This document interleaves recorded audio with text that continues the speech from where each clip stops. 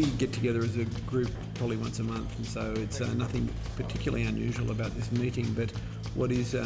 new is that the 45 is now pretty much off our plate, barring a few finishing up details, and we're now 100% focused on the AC72 Boat 1.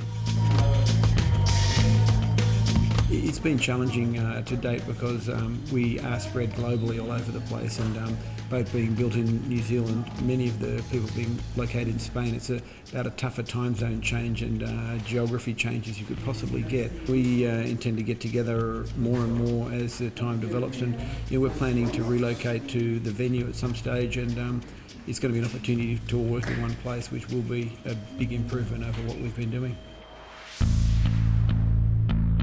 Every boat requires a lot of decisions to be made, and every one there's an element of uncertainty about whether it'll be just right or what's required or what's expected or what's desired, and everything with the 45's turned out as good or better than we'd hoped. So in general we're pretty pleased with the results. It's really living up to expectations for what we were shooting for, a good class racing high performance catamaran. Yeah, we're always on the lookout to maintain our competitive strength, and the 45 was a little bit of a challenge to us in that regard, but notwithstanding, for the good of the event, we've contributed to the other team's understanding of winged multi-hull, so I think that's great for the event, but certainly that period's coming to an end, and the 45 is a pretty nice place to hand it over. There's a class rule, the AC72 rule, and it's pretty well defined. Catamarans 72 feet long, the rig's 40 metres high,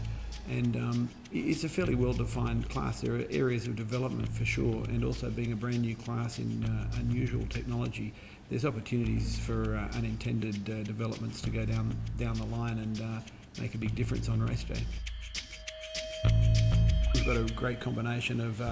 previous team members and new team members, some from our old adversary Alinghi and some from other areas, other different teams, but certainly it's a very, very strong team of the most competent and experienced America's Cup sailors in the world, a smattering of multi-hull experts as well, but